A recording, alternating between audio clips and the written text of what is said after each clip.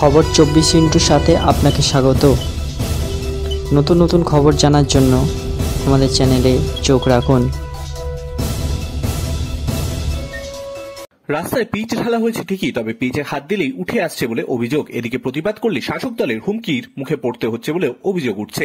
গোঘাটের ভাদুর গ্রাম পঞ্চায়েত এলাকায় এ নিয়ে জোর তরজা। বিরোধীদের বক্তব্য, এই রাস্তা পিচের নয়, কাটমানি রোড, তাই এমন জীর্ণর দশা। হুমকির অভিযোগ মানতে চায়নি তৃণমূল। গোঘাটের ভাদুর গ্রাম পঞ্চায়েতের ভাদুর ভীমতলা থেকে বালিকাকুণ্ড পর্যন্ত 4.26 কিলোমিটার নতুন পিচ রাস্তা তৈরি হচ্ছে। দিন দিনে কাজ হতে না হতেই রাস্তার পিচ উঠে যাচ্ছে বলে অভিযোগ। স্থানীয় বাসিন্দাদের অভিযোগ, পাথর মেশানো পিচের রাস্তা, তার এমন দশা। রাস্তাটি তৈরির দায়িত্বে হুগলির জেলা পরিষদ। গ্রামবাসীদের অভিযোগ, কাজ একদমই ঠিকঠাক হয়নি, তাই নতুন রাস্তা। পিচ ঢালতে না ঢালতেই উঠে গিয়েছে। যদিও ঠিকাদার সংস্থার ম্যানেজার বলছেন পিচ জমতে সময় লাগবে, তবে গ্রামবাসীরা বলছেন গরমকালে পিচ জমতে সময় লাগে, কিন্তু এই কনকনে ঠান্ডায় কিভাবে সময় লাগছে এত। অভিযোগ, গ্রামবাসীরা প্রতিবাদ করায় স্থানীয় তৃণমূল নেতা গৌতম পাত্র তার দলবল নিয়ে এলাকায় হুমকি দিচ্ছেন।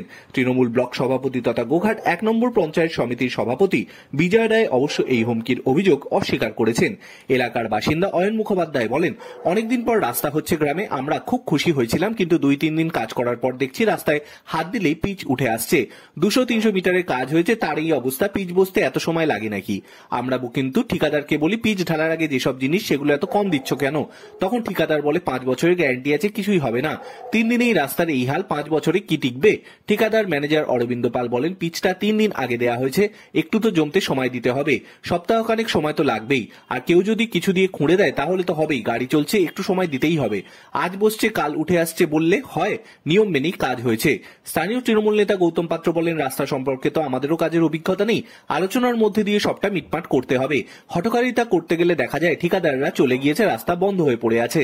অন্যদিকে বিজেপি বিধায়ক বিশ্বনাথ কারক বলেন, সব জায়গায় এই কাজই হচ্ছে, জেলা পরিষদ রাস্তাগুলি করাচ্ছে, শাসক দল ঠিকাদারের কাছ থেকে কাটমানি খাচ্ছে, আর এই নিম্নমানের রাস্তা হচ্ছে। মানুষ প্রতিবাদ করলে আবার তৃণমূলের লোকেরা ধমকাচ্ছে।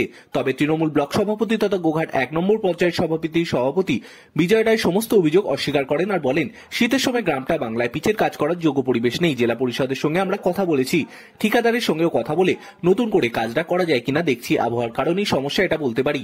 বিরোধীরা অনেক কিছুই বলবে, বিজেপির বিধায়ক এলাকায়, কিন্তু বিশ্বনাথ কারক কোনো কাজ করেনি, বিরোধিতা করার জন্য বিরোধিতা করছে।